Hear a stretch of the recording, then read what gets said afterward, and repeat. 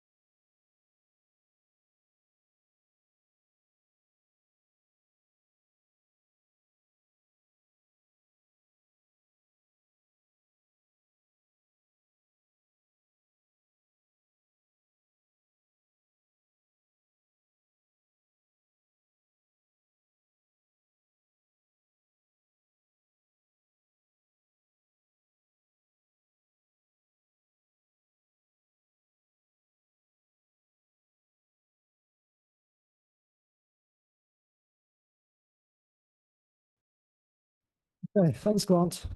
You can just turn this like that. Thank you very much for the opportunity to be here. As you can see from the title, maybe if it's going to work, if I stand a little bit further back, as you can see from the title, this is not really going to be a geology talk. This is going to be a talk about things that can happen in Antarctica and why it happens. And in a way, it's a case study, not only for Antarctica, but for any work that needs to be done in extreme environments. There's many different types of extreme environments, of course, in the world where geologists can work. But in our case, it is Antarctica.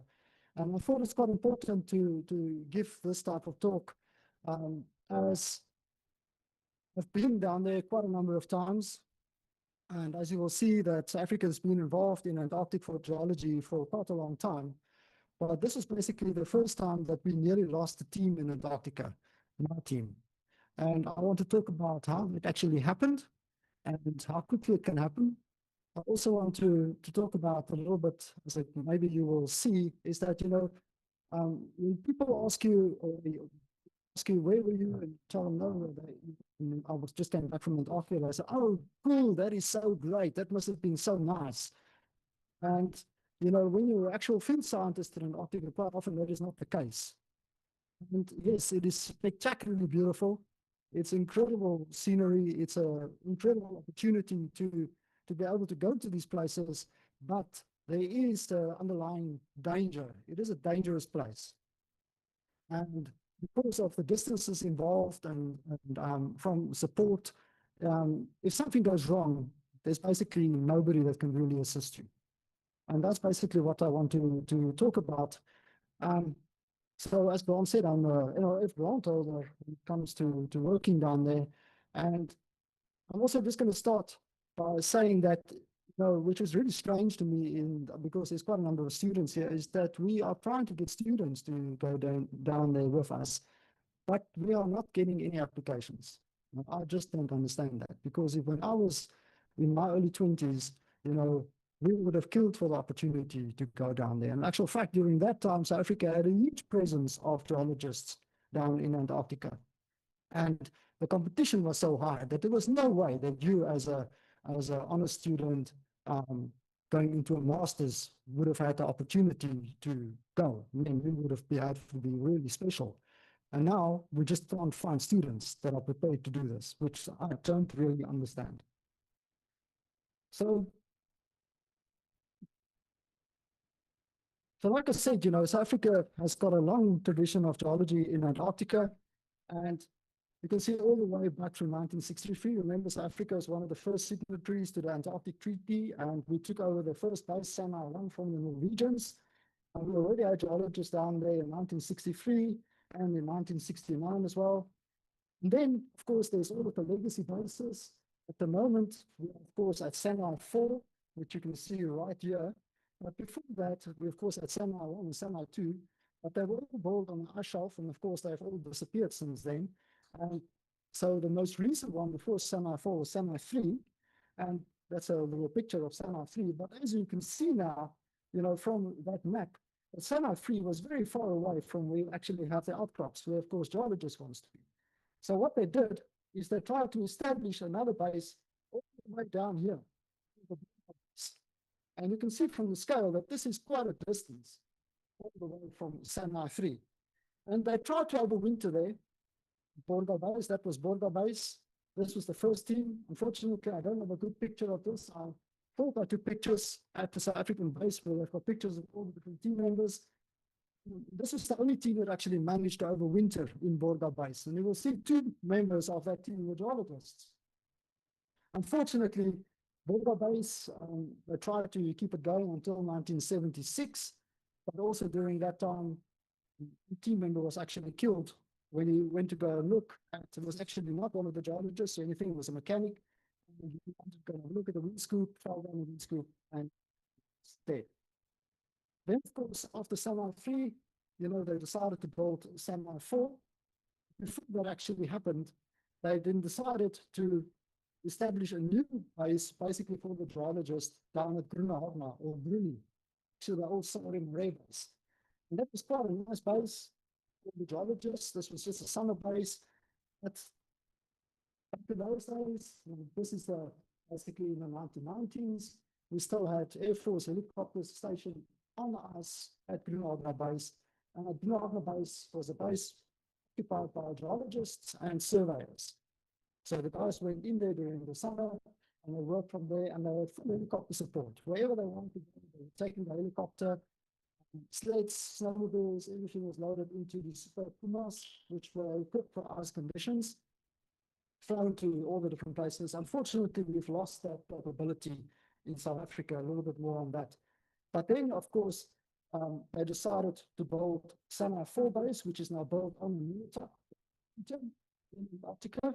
And they then also dismantled Grunahogna base. And this use the area around where Grunahogna base is for some of our field camps, because it's quite a nice area for getting into the field areas. Now, this past season, we were working in this area of Antarctica. We have worked all the way down south as well. And we've also worked in this area here called the Mulligatawny Mountains, getting close to where the Russian Nova base is actually situated. So we've traveled quite a bit in this area. This year, as you will see later, is one of the biggest glaciers in Antarctica, the Geotalks Glacier. So if you need to go to this side, you actually need to cross the Geotalks Glacier, and that's not something that is really attempted anymore. Like I said, the guys to work here at Stamsbola, we tried to work for last season. They were actually flown from Grunahogna across the Geotalks with all of their equipment. They were even put down on the Geotalks by helicopter, something that does not happen anymore. So that is, of course, the new Sanai 4, which was opened up in 1997, and that is still the base that we use today when we start doing our field work in Antarctica. So currently, in the last couple of years, of course, the geologist in that area was, some of you might know Jeff Grantham, or that's probably not a good place to put a red dot there. Jeff, who's probably one of the guys with the most field experience in South Africa, and I learned quite a lot from him, as well as Mike Knoper. Both of them are not going to Antarctica anymore, although we had Mike, it was 2 seasons ago, and he actually turned 70 during that season with us in Antarctica. And this person from across the road, not far about here, and I see she's online all the way from the Netherlands. Netherlands at the moment is Marlene Albert, the HOD from the Geology Department at UJ. And she's also got previous Antarctic experience, and she started coming down for us this past season, and she will probably go with us again in this coming season. So, well, and then of course me. So that's basically the people. Jeff, like I said, Jeff and Mike is not going anymore. So the problem, of course, is that the people with experience working actually away from us is getting less and less. And if we don't train young people to actually stay in the system, and that is part of the problem, we are going to lose the capacity for people to work out in the field in Antarctica, because it is a dangerous place. If you don't know what you're doing, you are going to get yourself killed. I know my wife had a big fight with me this morning for saying that. But she told me, you can't tell people that. I told her that's the truth. And you can't sugarcoat this type of stuff, because when you get people in those situations and they don't want to be there, but we've had that as well before. We actually had students quitting on us in the field, and then we sit with even worse problems. People need to know when they go work in this place that it's not a job. Social media, unfortunately, these days portray this as a very nice playground. Also, with some of the tourist companies that are working in Antarctica now, illegally in terms of the Madrid Protocol, but they are still doing that. And it is portrayed as a playground for the rich and famous. And I'm not going to say more about that. At the moment, we've got a student working on some of the data, but we've got the junior Masakona, who's busy finishing up his master's now at UJ. He was with us in the field 2 seasons ago, and if Junior managed to finish up his work soon, he will probably continue, if we get funded again, with his PhD down in Antarctica. And Junior is doing quite a lot for me at the moment, because I can't be at university, so he's handling a lot of my practicals and things like that. So thank you, Junior, if you're listening.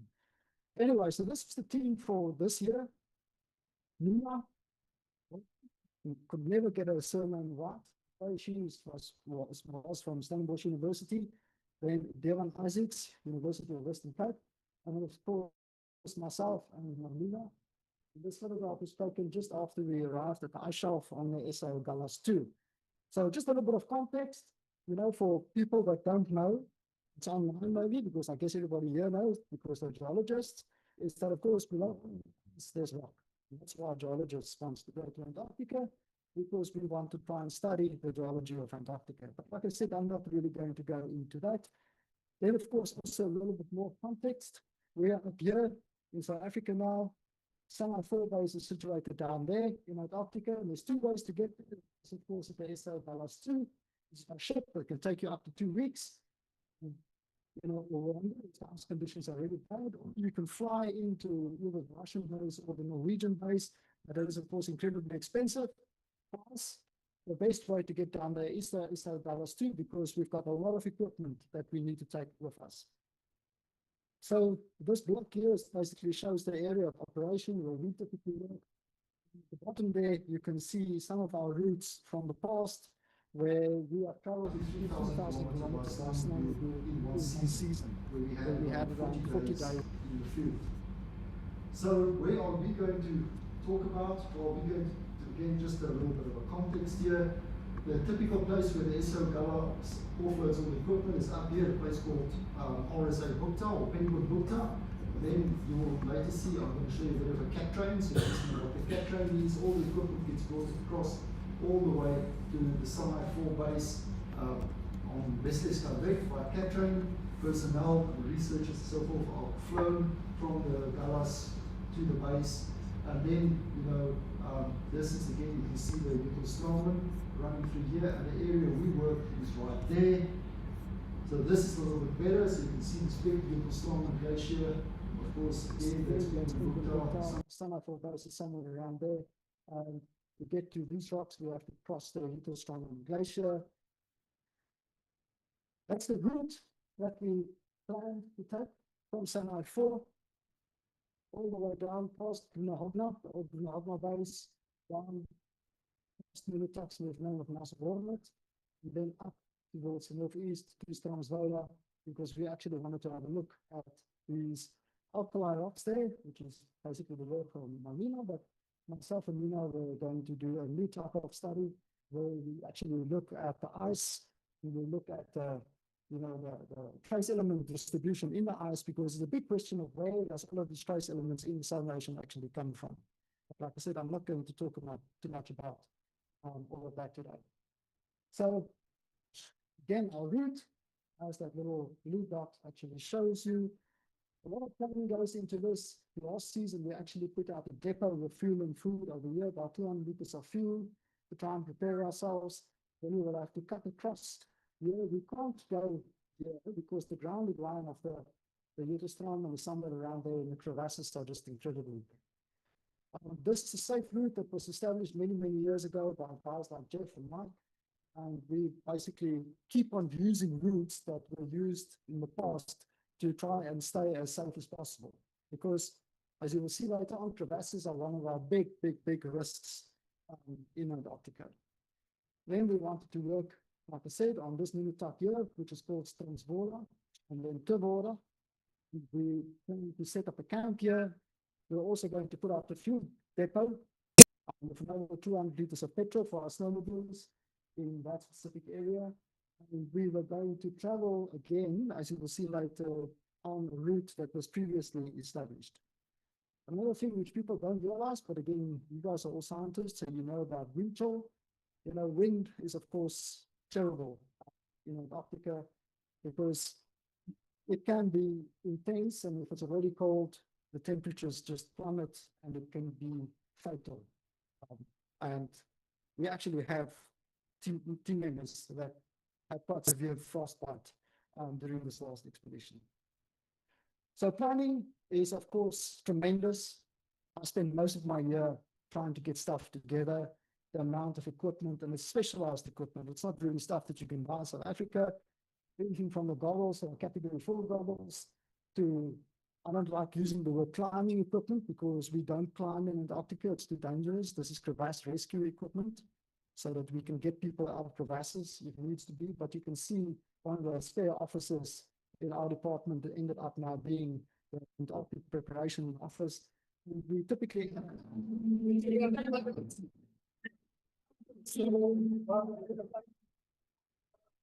that's about 1.6 tons worth of equipment.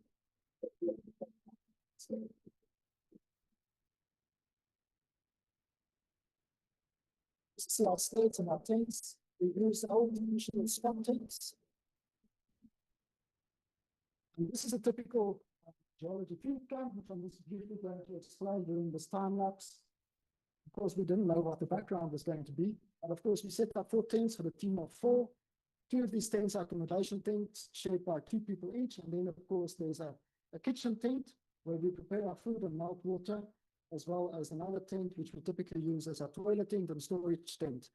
A big part of our life, in a camp like this is, of course, making water, so you have to make sure you've got enough fuel for your stoves. We also have a tremendous amount of stoves that we take down because if you lose a stove, you're in trouble.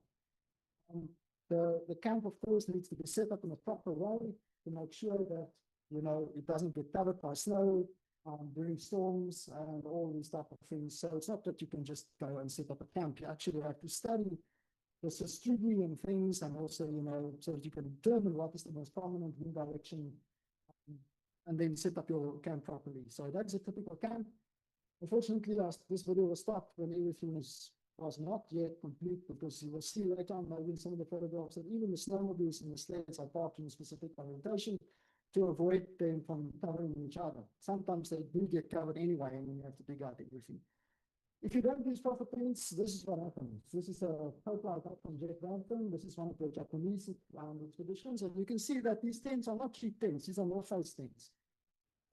So you can't just take any type of tent. The Scott tents that are used, you have to get them custom made. They're around about 200,000 rand each, and they're heavy. They're about 45 kilograms each, but they work. Okay, it's basically the same type of tent that was used by Scott and all of these guys, but we still use them. People think that you can use these type of things. Yes, you can until the big storms come in, and then it's not so good. And myself and my knoper, we asked to try and rescue guys from the desert tourist group, which were basically in this situation on the shelf. Luckily, crazy Canadians flew in with a twin otter in the storm and got them out before myself and Mike had to go there in snowmobiles.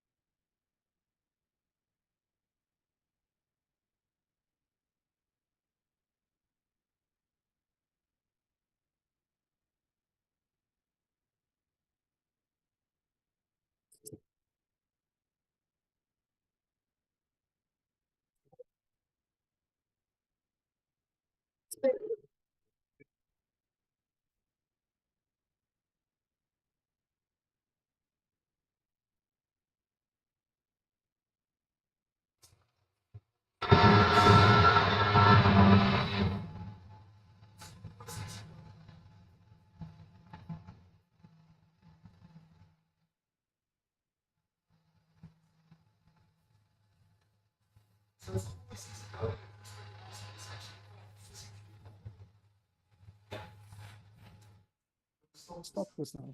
But then, of Then course, the risks, the weather. The weather is a major risk. You know, we try to plan as much as possible, looking at all the different weather forecasts that we can get hold of. This year, we, even had a Starlink device with us, which of course allowed us to look at the weather more carefully than before. Still, maybe that's our life. Crevasses, some of you that know my knoper is looking down at the crevasse. Sometimes, unfortunately, we don't just look at it. We actually look down at it. Very,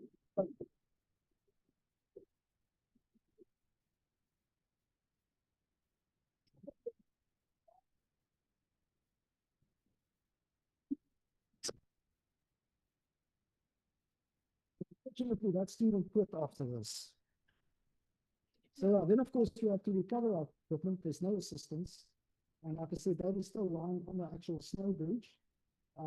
Yeah, we managed to recover it and we continued, and that's just a little bit more review of this.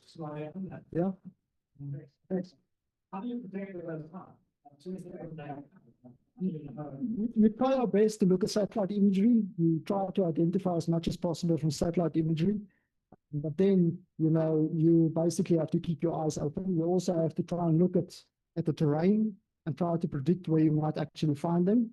And the guy in front has got a big responsibility because it's his job to try and see them. So that's part of the reason why we stay on previously established routes as much as possible, because we know that they're safe. We know that they are not safe, but we can deal with them because the crevasses might not be that big. But it's a lot of planning. It's still very stressful, especially for the person in front. We also use a system on the snowmobiles, which is developed by the British Antarctic Survey, which in a certain sense will prevent your snowmobile to go all the way down in the crevasse if that happens, because the sled is roped up in such a manner that the sled will continue and you will be hanging. Luckily, none of us ever had to test that out. We sometimes have my doubts, because with that you need to be clipped into a snowmobile, which is also problems. I mean, I can talk for hours about this type of stuff. One of the other piece, of course, of communication is Garmin InReach. I don't know if you guys are familiar with Garmin InReach. It's basically a text type system that uses iridium satellites or the satellite network through Garmin devices, which you can send text messages to each other, to any person in the world. And you can also have somebody looking at a computer screen able to see where each of these e-reach devices actually are, and so people can track or keep track of you. And it was again, very, very important for us during this season. So again, if I talk about Garmin InReach, that is what it is. If you have to pay a subscription fee. It's about $1,100 per month for unlimited messaging and tracking per device. Incredibly important. Okay,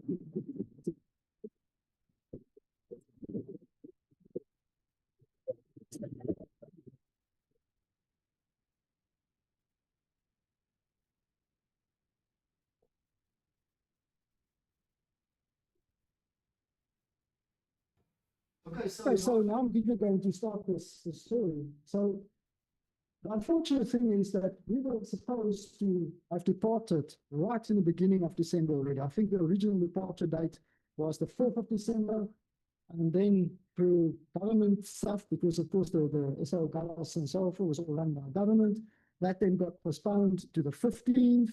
The 15th became the 18th. The 18th became the 23rd, and then eventually on the 24th of December, which is already a problem. In the past, we were already in the field sometimes end of November. Okay, so now this is where I say that logistics, this is how things go wrong. So this is the first thing that actually happens. So there's the team with our sponsored equipment, ready on the SO Dallas 2.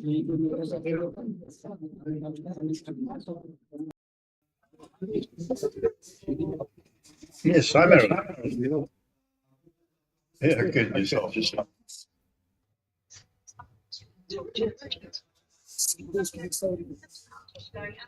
No, we're in.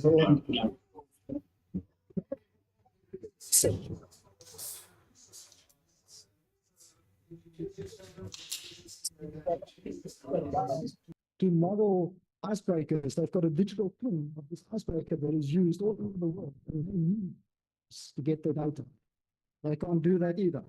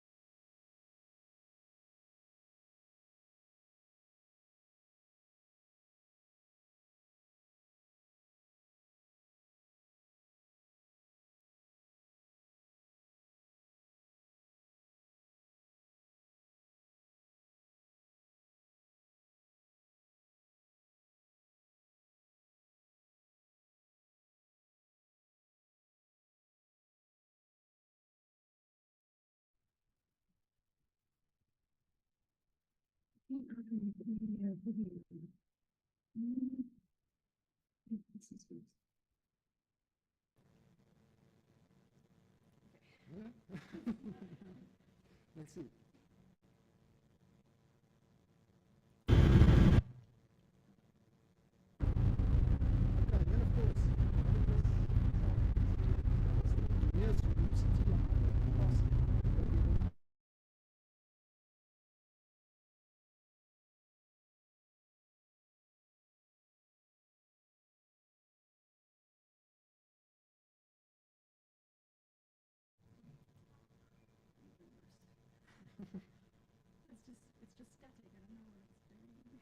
These things are always a pain.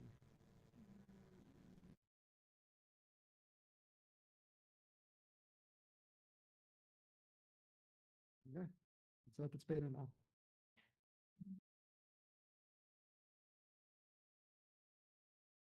No, see, lift it up.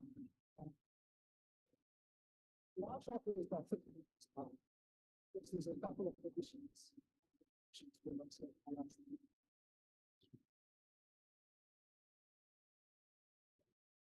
It's very durable to actually get out of the isogalas. I'm not going to show the whole video because it gets a little bit long. Now, why?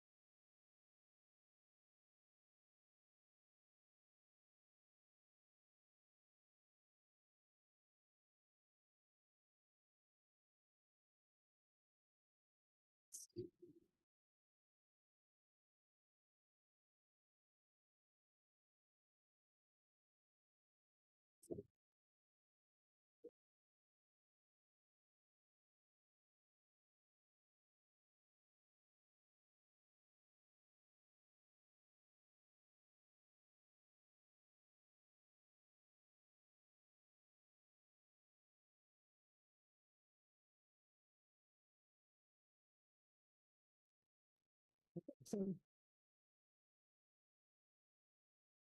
eventually, and we were stuck there on the ship for quite a while. You see in the timeline down there, and that's basically because we couldn't go to the base.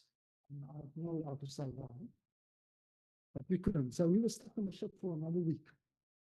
So, but eventually the 9th of January came, and we could fly to the base. Now, of course, the blue dot represents normal passengers. For instance, Nina and so forth, they go directly to the base. While I was going on the last flight with the field run, as well as the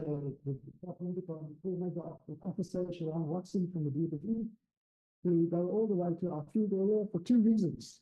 The one is that I wanted to put out 200 liters of fuel there because the fuel consumption is calculated to the liter, because you can't just take too much. Also, I wanted to have a look at the old route getting up from the Little to Strongsville camp, try and see if that is still fine. And I also wanted to fly over the Little Glacier from the air to see if there's any new big crevasses that developed. I also wanted to have a look at one of our depots, which we put out the previous year to make sure that hopefully that is still there.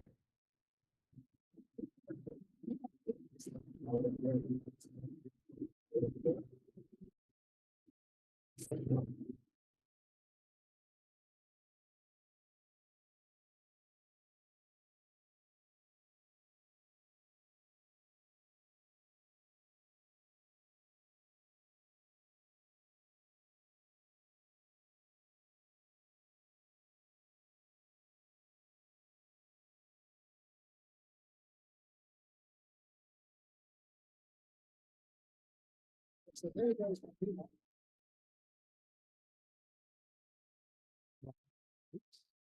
me and my friend were done. So now we're going to go and put out the field drum. But first, I also wanted to have a look at some of the field areas. So the first video you will see is part of the Strongsville and Geotalk, which Marlena and those students actually were going to work on. So we are going to have a look now at the video which is taken right there from the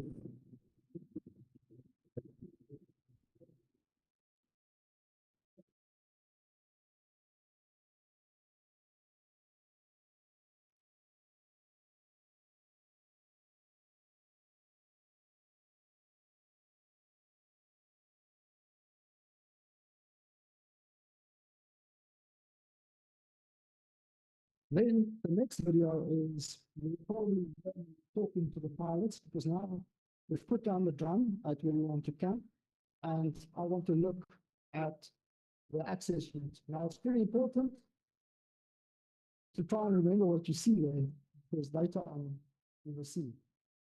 So you will hear me talking to the pilots and of course also to the DCA. And this is the route. So this is the planned route.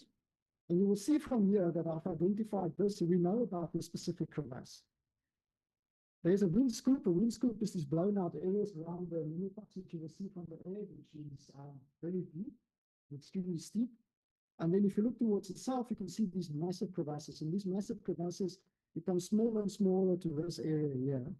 And this gap is about 18 meters wide. Okay, so that's the gap that we need to get through to be able to get to where we want to set up our camp. That there is where we put out the field drum. So I want to have a look at this from the air to try and make sure that it still looks like the latest satellite imagery.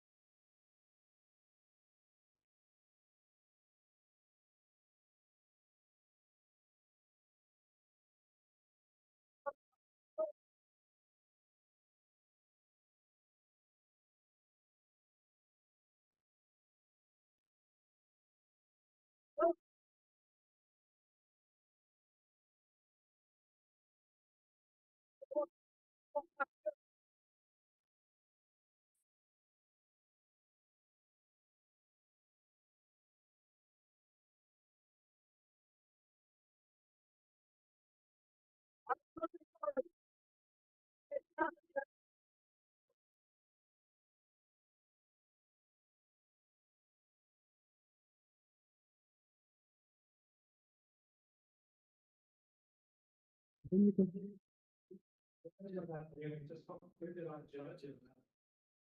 these are these lasers, ancient lasers, which of course are then treated by these alkali rocks that Molina is going to work on. Well, on this side, you are mainly, let us sedimentary rocks and things like that. So it's completely different and also a lot older. But there's quite a bit of a debate about whether this is actually different terrain or not. And so, yeah, whole another talk here. So now we find right there, and you will see through the window a Geotalk called Eastern. And this is a place that you might want to remember later on.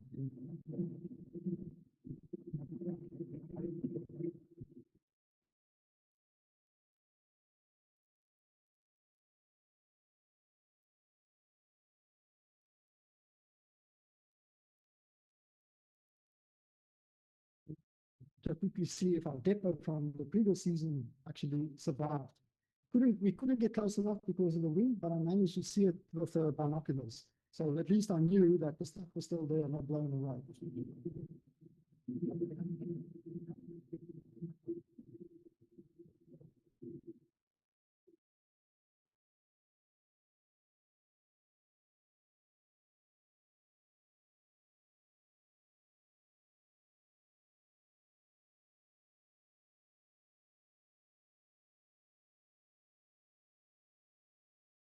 Then we get to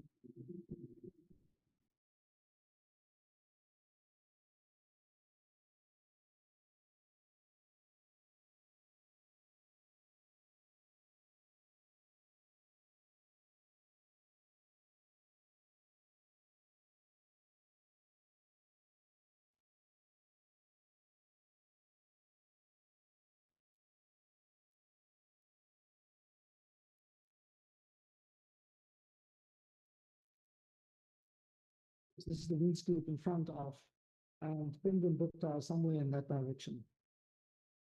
So yeah, eventually the team were together in Antarctica. But of course, as Greek scientists, we decided to cooperate, which was quite good. And we cooperated with the people from the South African National Space Agency, which wanted us to help them to recover a radar reflector, which was ripped off by the wind on a Geotalk called Lorenz and Piggin. And of course, I said yes. And now you can see we're already at the 12th of January, so time is ticking. And now it's already heard that we need to be back at base on the 7th of February already.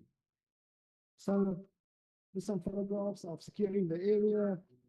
See you next DJ.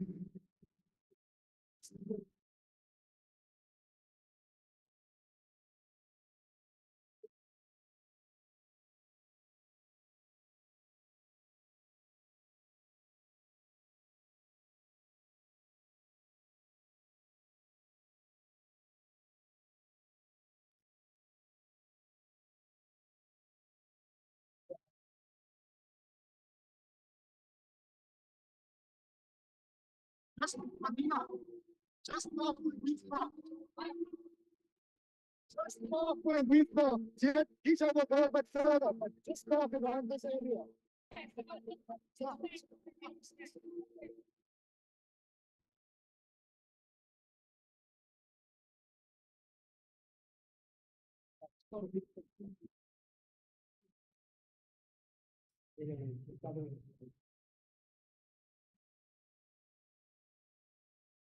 So that's why I said it was a very good training opportunity, because of course the team gets trained as much as we can in South Africa with crevasse rescue, setting up road systems and so forth, setting up pulley systems. And we treat it as basically as, extremely dangerous situation. So we're setting up anchor points to set up anchor points, and then myself and DJ from sensor were then going across the side of the windscreen to dig out the reflector. And it was then the team's responsibility to recover the reflector by putting up a, I think they used the 3-to-1 PV system, which of course was all extremely good and valuable training for what's coming. And there, myself and DJ was, of course, kept in, and we managed to actually recover the reflector.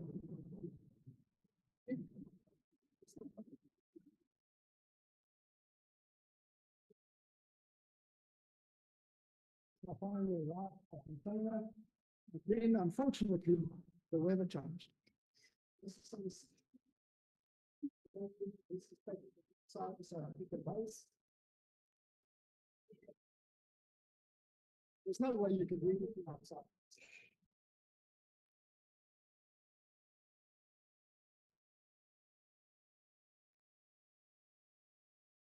The 17th.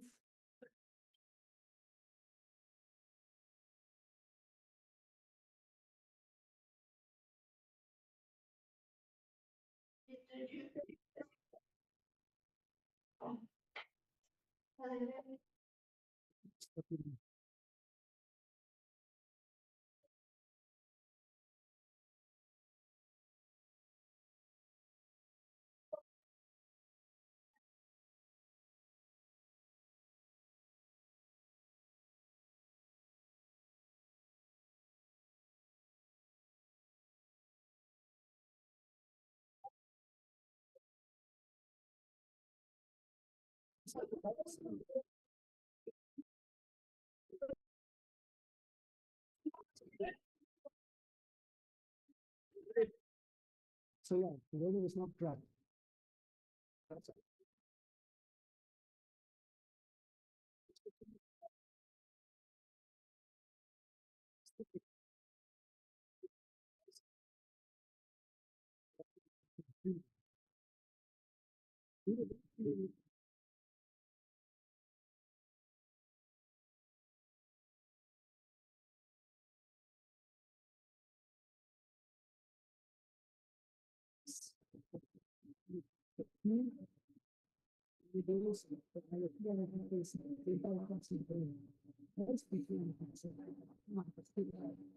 At our campsite, the first campsite.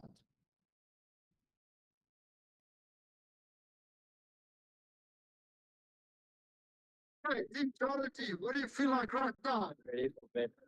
Ready for bed? What the hell? I'm cold feet and I'm ready to go. Awesome, listen. You know, I'm very keen. It's on the road. right, so all we still need to do is tomorrow morning we will pack our personal stuff, our dates, and we will be off. Yes. Okay, so the next morning we're like, so this is how events compounded to a new fatal situation, episode 1. So we left the base at 7 o'clock that morning. And of course, you know, things take a lot of time. Every time you need to refuel all the fuel and stuff like that, I actually strapped it all on the sled. So each refueling session takes at least an hour to complete. And then when we were close to our depot, first trouble started. Because of the storm that we had and tremendous snowfall, we were already stuck. Now we have to power sleds, power sleds,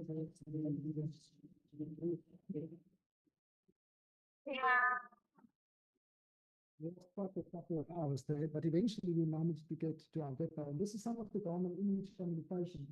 Now, our original ETA at the base of Stromsville was supposed to be 16:30. And you can see how this is changing. First, it was 7 o'clock. Then it became 10 o'clock. Okay. So it continues.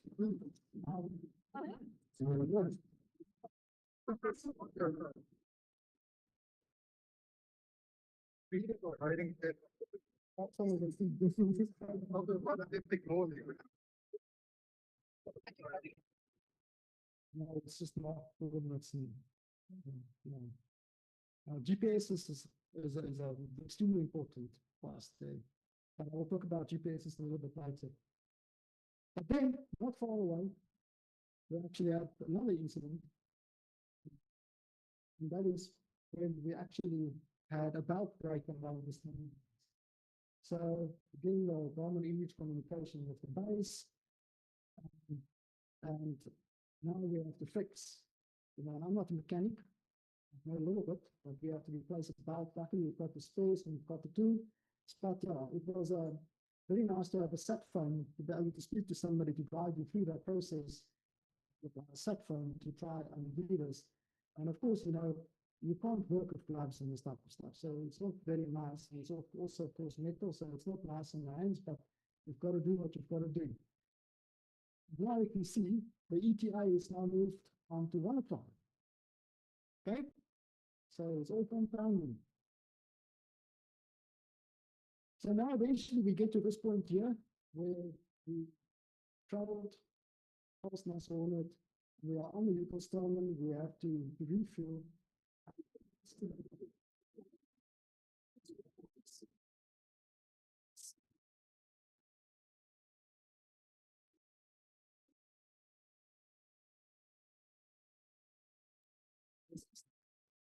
Yeah.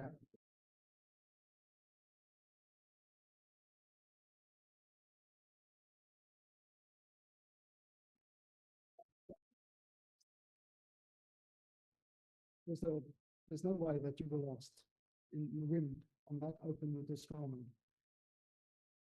The other thing, of course, is, you know, as you will see later on, we are so late in the season, but we are this time already, the sun is nearly setting. So that's that weather coming in. Then eventually we get to the base of Stroomsweiler. At this point, visibility was nearly gone. This is a photograph that our bird geologist, I took. But you can see when she took this picture, right at the beginning of this, you can hardly see the horizon. So there's a condition which we talk about in Africa, which is zero contrast. You can't see. Everything is just, you can't see holes, you can't see the horizon. Then of course you can combine that with a complete whiteout and you can't see a thing. Now, of course, the weather is starting to change, and we're now in a tough situation. We are at the base of where we need to go to. And I've tried to make this little animation here. This was around about, I can't remember, maybe 1 o'clock. Yeah, at this time, probably 1 o'clock in the morning. And the blue line that you see are the tracks, the track from the previous year. The red is the actual plane track. The green is the track that is locked by my GPS. As you can see, it is not so great. Okay, so now, there I go. Unfortunate thing is when you are basically fighting for your lives in a survival situation, you don't take photographs. So there's no photographs to document any of this, but at least Madlina is on the line. So, you know, she can collaborate all of this. So I'll carry on. Now carry on. I luckily decided to leave my sled as well as the team behind. Now this is zero contrast, no contrast, whiteout conditions.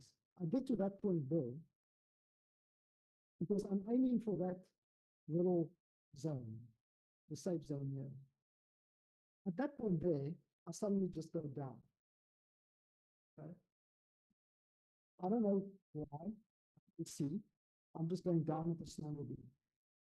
My first thought here that I'm not where I'm supposed to be, and I'm actually going down into this wind scoop. While this is happening, of course, time slows down, as people always tell me, and I eventually realized that I'm not hitting rocks. Okay, and then I just let the snowmobile do its thing, and the terrain actually pushed the snowmobile back up like this. And then I could see on the screen of my GPS that I'm going back in the direction which I came from. But this is where you sometimes get the willpower to do things. But I just at that point knew that we need to get up to a safe place where we could camp. What I don't tell you about this is that you can also, of course, see the wind speeds based on the size of the streaming. Well, up until where those other green dots are, the Suzuki was sometimes 2 meters high. I was thrown from a snowmobile a couple of times where snowmobiles are returned. The fact that we managed to get there without anybody seriously injured is an absolute miracle. So after going down in the wind scoop, I then went and I just turned around and I went straight back up again. The only thing I did was look at my GPS, knew I needed to go south from where I was. And I didn't know what to expect.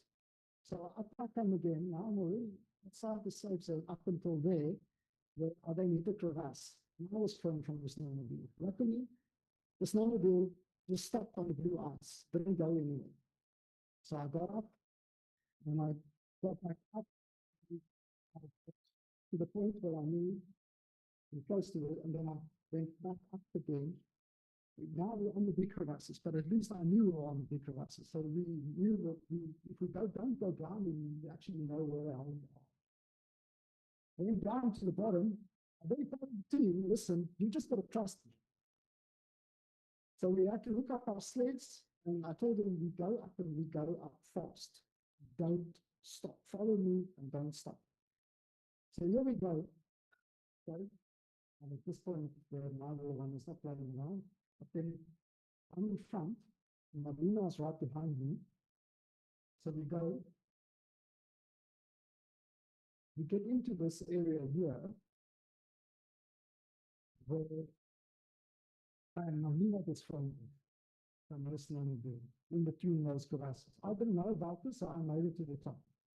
Of course, the two students, rightly so, they stopped to assist Marina. Marina was actually tangled up with a crevasse rescue gear in the tracks of the snowmobile. I think she was hit by the actual sled.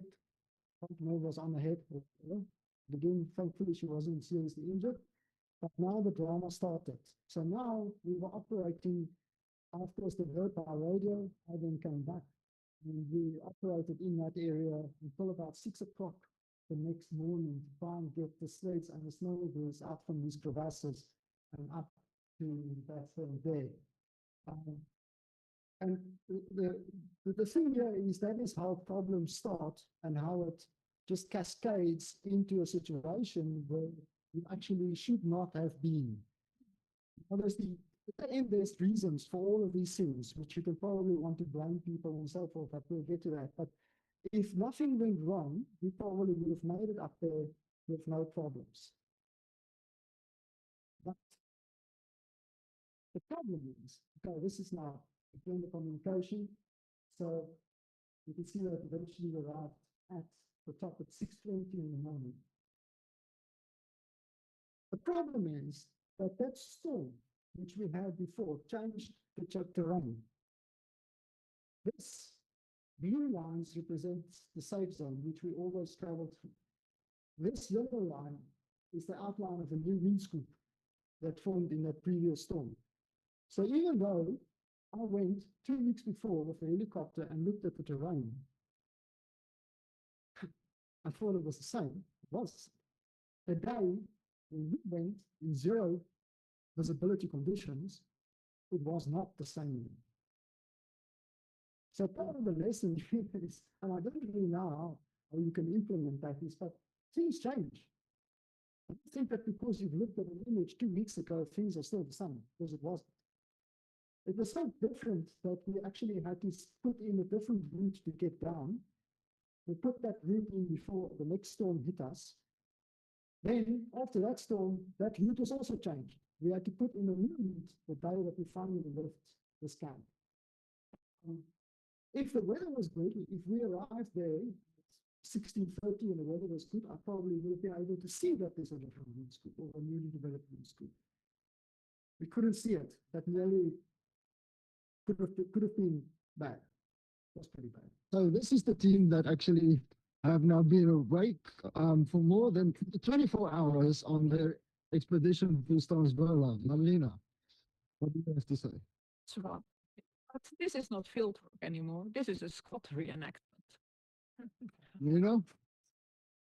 My head is just blank, and yeah, it was hectic. The other one? I said this would be fun. You told me it wasn't. I want to go home. You want to go home? No way. It's too much to get to. Anyway, it was a complete problem. So we lost, I think, nearly 2 days, which we were unable to actually function. I remember when we were pitching our tents, because that's of course hard. You need to keep your camp set up as quickly as possible in Antarctica. And I remember being on the brink of passing out inside my tent just from exhaustion, but you just have to try and carry on. Anyway, that's our campsite there. That's about a half a kilometer away from this. So yeah, we're pretty lonely out there. And there's nobody can come and help you. There's no only help is the helicopter if they can man, if they can fly. So yeah, we were there. You can see the size of some of that's Sprugi, Madina lying in some of this Sprugi. There's our fuel drum. It turns out that our fuel drum, there are 200 liters of fuel in it. Probably about only 80 liters of fuel. But this is not our fuel drum, because when they were on the ship, the fuel that I bought or we bought were not easily accessible. So when they loaded up a 200-liter drum onto the helicopter, they took one of the drums belonging to the VFFE, which was not completely filled. Now again, you can ask why that is the case. Maybe people take out fuel on East Pier for their cars. That was a major issue for us, because we were short about 120 liters of fuel. And like I said, everything is calculated to, and that's even leaving space, for a little bit of margin. But you can only carry and take so much fuel. Of course, a little bit about the camp. There's our toilets, ice for making water. Nina with Stanswela in the background. Nina doing some ice sampling. Everyone working with Nina. And then there is a second episode of how events compound into the real photo situation, episode 2, and this is by far the worst one. So now we are in the field. We only had 2 weeks of field time now. And by the end of the first week, it started to happen. Now, this is some of the weather forecasts that we look at, and you can see by the end of the Sunday, the severe storm was coming to getting into that specific area. And there was a satellite image of that, and that is actually where we were. There's this big system moving in. So it's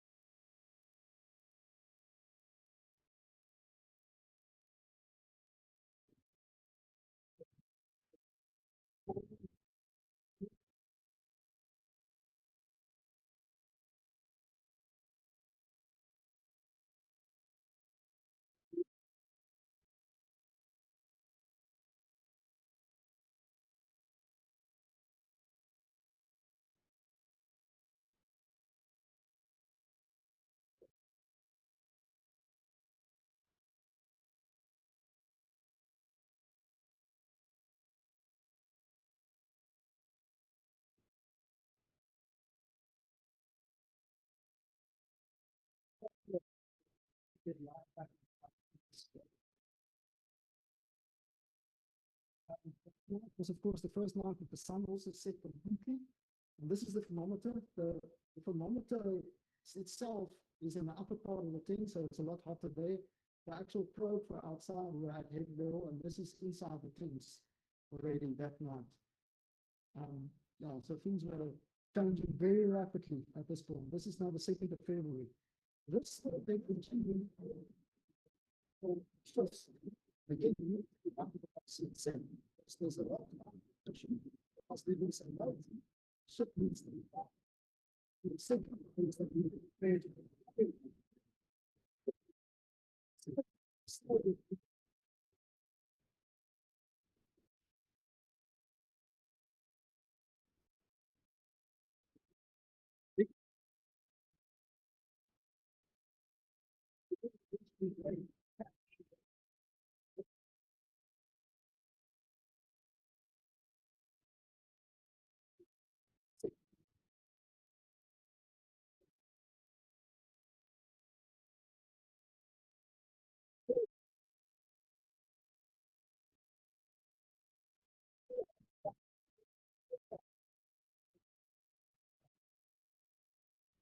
Well, the problem, we voted for students.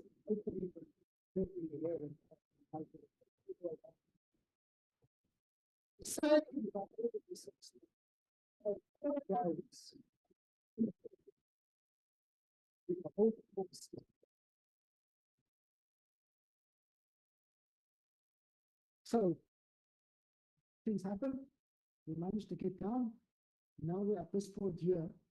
Now, I did a safety briefing before we left, and I told people that this slope here, the so-called eastern slope that goes past eastern, so 15-kilometer slope, gradual slope, but usually it's quite a lot of thick snow on it, and it can be quite a problem. So I've warned people about that from Sinai, and they came up with some part of the rescue plan which wouldn't have worked. Just to make themselves feel better, but at least they tried. So we are basically there now, and there's Eastern, beautiful, but I learned to not like Eastern after all of this. So this is now on the 7th.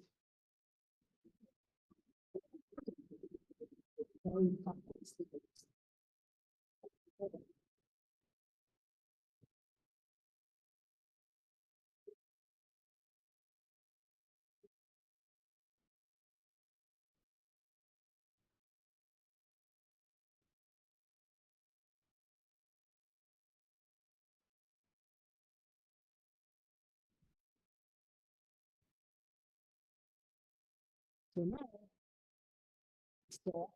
It's dark. There's no more sun. It's literally dark. We're driving with lights on the snowmobiles. Everything is iced up. I don't know. I thought I put a picture in of the snowmobile with everything iced. The windscreen's iced. Our goggles are completely iced up inside and outside because this fine snow gets blown up by the engines and it comes down as rain. The screens of the GPSs are iced up. Garmin GPSs, which I only found out later, the older generation Garmin GPSs stopped working at -20, which of course is not good. We only had one working GPS in the end, which is an LT76CX, which I actually had mounted on my snowmobile, which I use for navigation, but I couldn't see the screen because the screen was also iced up. That's the fact that my goggles were also iced up. So now we have to try and stay on the route in those type of conditions. And again, the time is ticking. So now we go, and once the platform there, one of the snowmobiles breaks down. I then made a decision to try and get to the top of this 15-kilometer slope with at least 3 sleds so that we can come back and get that snowmobile and sled up and run. Well, I didn't know that was my boss, Marina, in this time.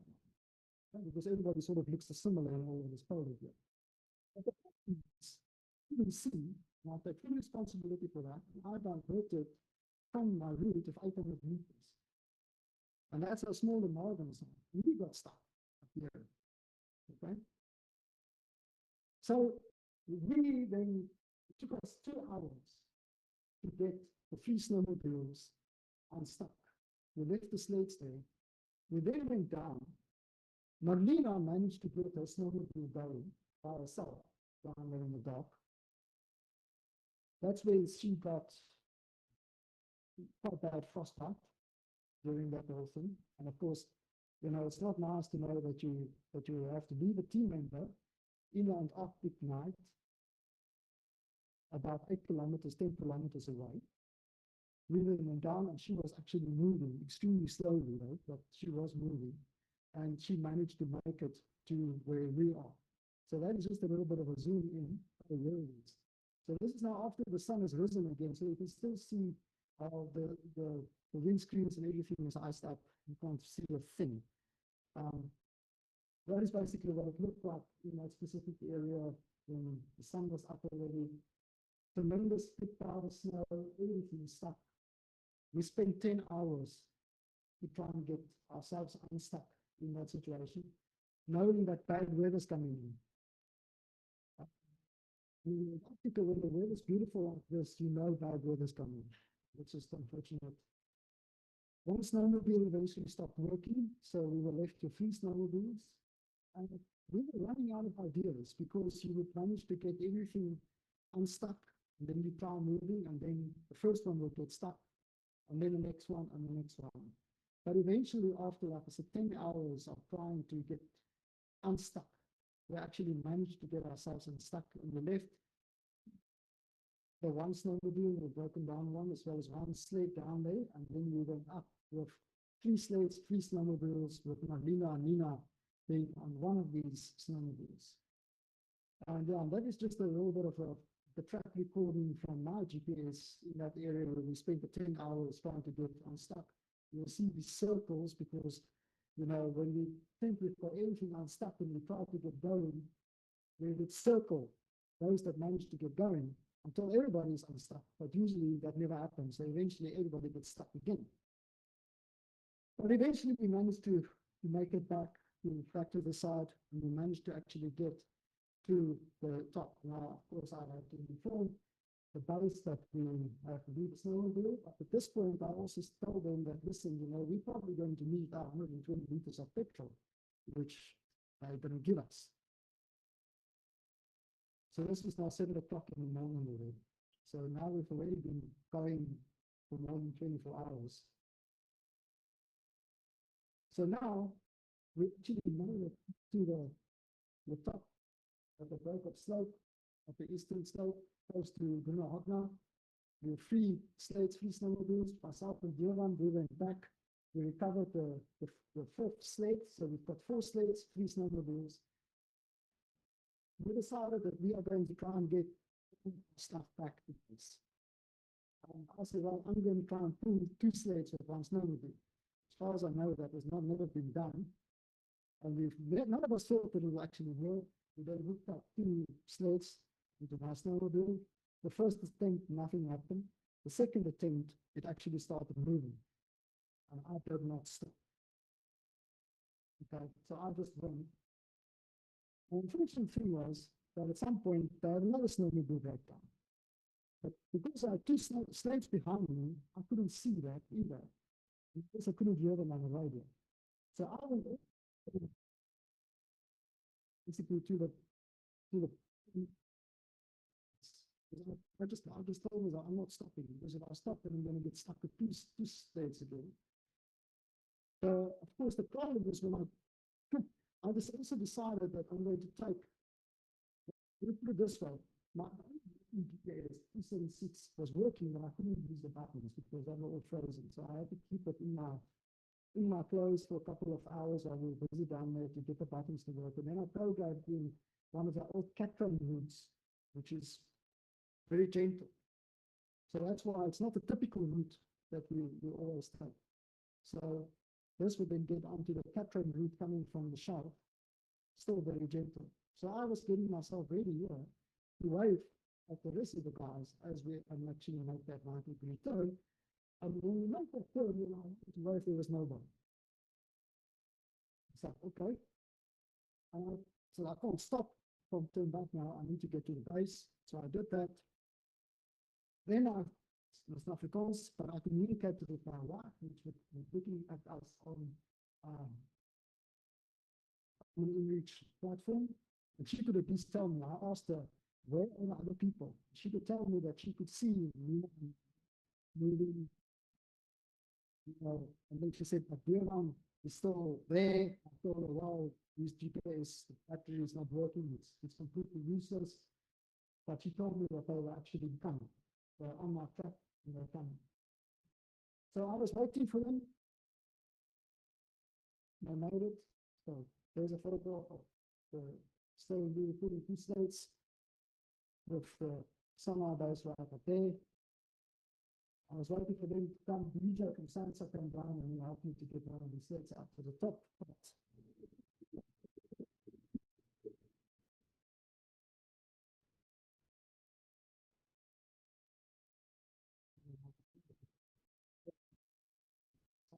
But the beautiful weather, absolutely amazing weather. We made it, we tired. Marina's got frostbite, although at this stage we didn't really know that. It was pretty surreal because, of course, the helicopters were all brought in to come and effect a rescue. And they were a little bit disappointed when we actually arrived there. So the helicopters are there on standby. But they wouldn't be able to help us because the unfortunate thing is that the helicopters that are used now by the government, the outside contractors that they get in, doesn't have hoists. There's no hoist certified operators. There's also no crew that can actually come down with the hoist. So they would not have been able to land there. Apart from the fact that they did try and go and recover the snowmobile that we lost there, but they couldn't even get close because of all this powdered snow. It's a complete whiteout. So they couldn't help us. The other rescue plan from the base coming down, the cat trains would not have worked because the cat trains would have been stuck. Apart from the fact that the cat trains were all, or the cats were all at the shelf at that moment. So we were literally on our own. But we managed to make it in the base. We were pretty okay. But of course, Marlena's fingers and hand at that point. It's basically all recovered. So she was quite lucky, but yeah, it looked pretty bad eventually. That's life taking. So we just made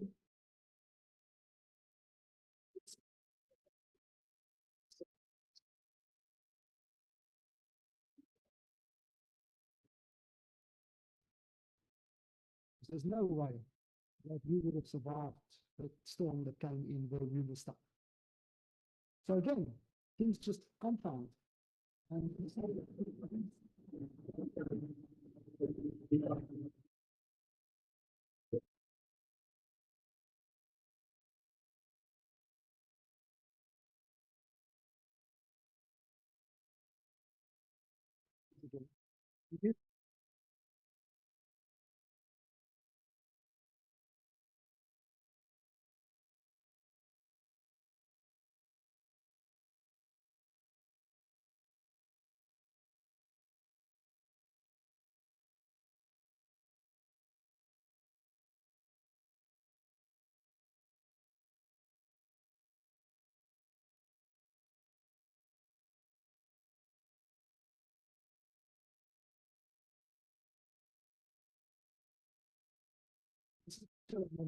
from the helicopter as we got back to the SL Dallas. So eventually we made it back onto SL Dallas. But you will remember that, we were supposed to be back in Cape Town on 2030. We'll see now it's 20 or 27th, because I'm not going to talk about it. Of course, on our way back, the ship was diverted to Tristan China for medical rescue. So suddenly all the plans were changed again. Unfortunately, the rescue, the 18-year-old girl that they picked up from Tristan and brought back to Cape Town passed away about 2 weeks ago. But yeah, we made it.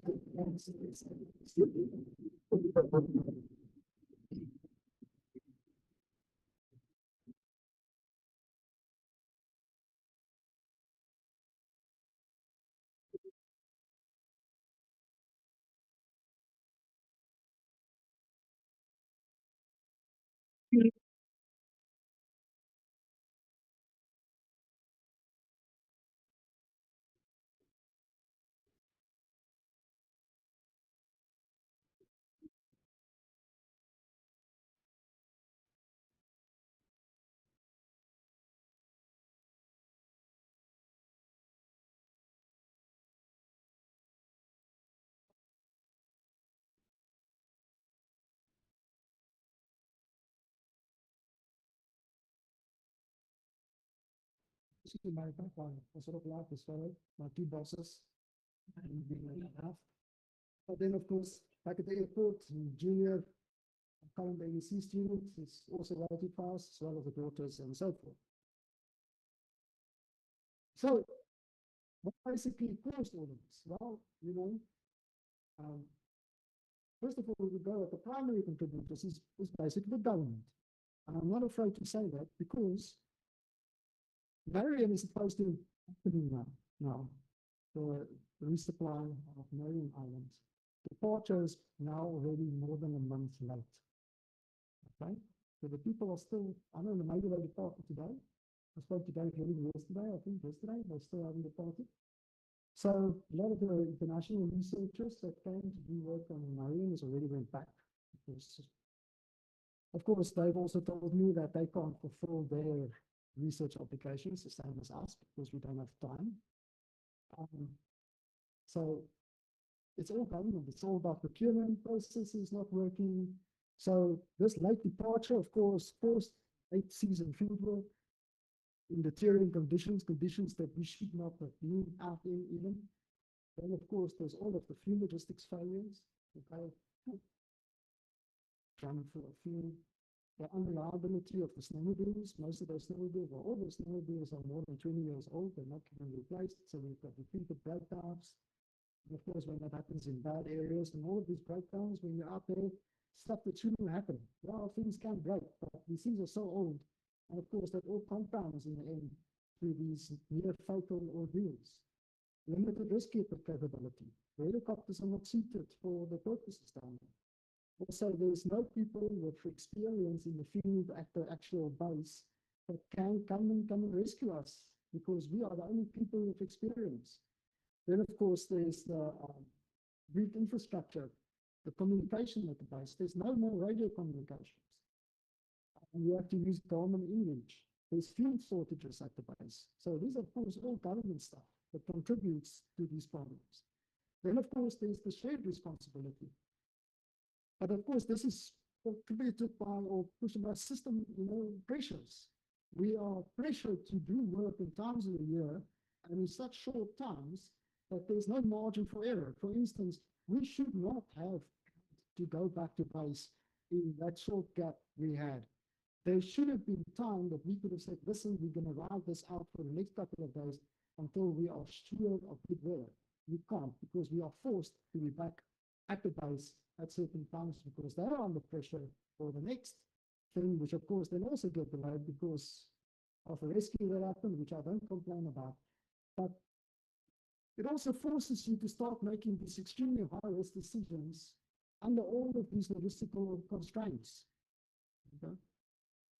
And then, of course, there's the things that is not contributed by the government. For instance, the extreme Arctic environments, storms, whiteout, crevasses, the terrain changes. Right? But of course, a lot of that is because of this. We're too late in Europe. Okay? And then, of course, there's a real-time tactical decisions in the field, which is up to the team leader. And it's not easy to make those decisions, like, for instance, deciding to leave a team member behind because you are trying to first get the other team to the safe place, and then you will come back. I think, it's a very difficult decision to make. And we often talk about it, would it be different if I knew that that was Marina, because she's my boss? And I don't think so. The big worry for her in that time was one of the darkest hours in her life, is that will we actually come back? Because something might happen to us. And she really thought that she was going to die out there by herself. That is the unfortunate thing of being a team leader in these type of situations, and especially when we're forced to start making decisions under all of these conditions. So these government system failures did not create the hazards, but it critically reduced the safety margins needed to survive them. And we are just lucky that we made it back. So what is the message from all of this as well? My wife this morning, like I said, was very angry with me for doing this. She said that on one side you're complaining because you're not getting students, and the other side you're telling people how dangerous this is. But I think if we do this correctly, it's absolutely incredible. So if there's an opportunity to do this, take it. But when you do this, make sure that you are properly prepared. Marlena me afterwards, because of course she's my boss, but she was always quite upset with me in the last couple of years because she felt that I spent too much time planning for Antarctica. Now she says I'm spending too little time planning for Antarctica. So if you want to do this, you must make sure that you plan every single little thing. And there's things that you still forget to take along. The big problem is that you need to be capable of working on. And that's my big worry, is that we are losing these capabilities. Right in the beginning, I showed you the Borga base. They used to drive down there with cats, with caterpillars in the 1980s. They don't do that anymore. Okay? So there's no more experience for people to work out there. And if we don't get students to come and work with us, that nobody is getting this experience. But from that, there's no in South Africa, like a Poland Institute, where those students can then go work so that they can keep so that these capabilities are being maintained. So if this doesn't change, you know, and I don't know who's online, maybe hopefully there's somebody in government, talk to some important people, but if this is not going to change, this program is going to come to a grinding halt, and it's going to happen soon. And that will be a tremendous shame, because we're the only African country with a base in Antarctica, we're the only African country with a polar research center, and a lot of things that work and they don't even have polar research bases. Right? We do a lot of work with the ballast for the UK, for bats, and for other groups as well. So just to lose that capability will be tragic. So I really hope that somewhere somebody is going to vote up soon, because, you know, my thing with my wife said to me is, but, you know, how are you going to feel if they stop people from going, you know, if they close down the base? Well, I said to her, well, they will either have to do something, or they have to stop, because somebody's going to die. Okay. And getting back to this is that if you work correctly, this will change. If you're a student and you go with people that are experienced, it's an opportunity of a lifetime. Yes, it's not easy. It's difficult work. And unfortunately, both of these students have quit. Okay? After they came back. The one now wants to unquit himself. We're not so sure about that now yet. I don't know, maybe he's unknown. But I don't blame him in a certain regard, okay, because it was not pleasant. It was really tough. But it bothers me a little bit that in South Africa we struggle. We don't get students that want to do field work, and we don't get students that want to explore opportunities like this. So the next season, well, we don't know. You know, there was a very high level team between the NLF, was how to write a report for the NLF about all of this. And the NLF is taking this to a high level, because we can't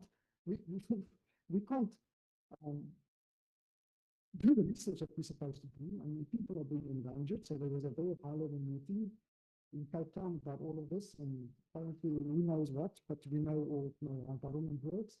So we might not even go. It might all come to an end, but we are planning to go, and we need students. Because, I mean, I can get a lot of older people that want to go, but why is it only the older people that want to go? Yeah, I can fill up space, I guess, with this room, you know, and the people, you know. Mr. Enough, this is, of course, there's a lot of other people involved. The two ladies, Toku and Cindy, who's the radio room operators that kept an eye on us at the base. AJ, the mechanic, with Navlina, who will actually help us to fix the snowmobile. The unsung heroes, the drivers, that drive the cat trains. And quite a number of these guys are actually South African Defence Force members that take leave to go down there to go and do the work. Okay. Of course, Uncle Raymond is not from the Defence Force, as you can see from his hairstyle. Then, of course, there's the helicopter guys from Ultimate Heli with the chief pilot, Shandu, and these guys. Shandu is an incredible pilot. Then, of course, the crew from the SA Dallas, tremendous people. Captain Peters, and some of these officers and cadets, and the stewards on the ship, very important people, well, the cooks as well, and the chef. Then, of course, there's the doctor, Dr. Abby Patton. You know, she holds the world record for sailing down in Antarctica without coming back 3 seasons in a row. She's an orthopedic surgeon, and she's actually the backward already x-raying my leg, and she already told the orthopedic surgeons here what they need to do to get my leg fixed. It was broken the year before, even before we got back. And then, of course, there's also the social worker Edith, which was dragged out after we all nearly died twice. And then, of course, there's the chefs, bacon and egg. That's, you know, more like it should be. So there's a lot of people behind the scenes, and I can give a lot of talks and I can speak a lot about all of this. But I hope you learned something, and I hope it opened your eyes a little bit. And the takeaway for me is just whatever you do, plan properly, because things change very quickly. And the more prepared you are, the more you feel that you are going to survive a situation that is completely unplanned.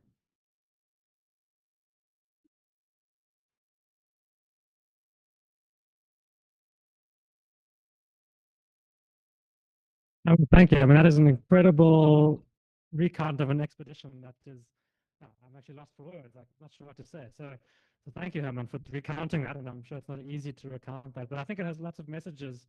Many of your messages are very, very important in that speech. So thank you so much for that talk. And I don't think we have 2 minutes